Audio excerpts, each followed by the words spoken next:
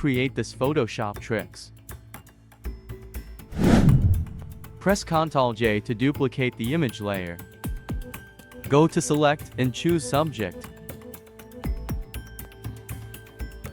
Add a layer mask. Now choose the Type tool and write your text. Press Ctrl T and scale it holding the Shift button.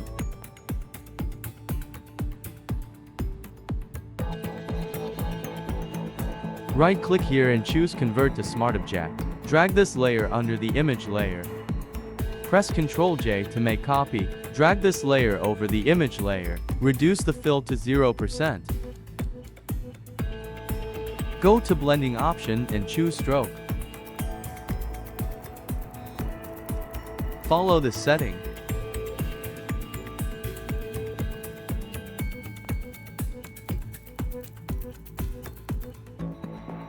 Right-click and choose Create Clipping Mask. Hold Ctrl and click the text layers. Click on this link icon to link them together. That's it. Hope you like it. Subscribe to my channel for more tutorials.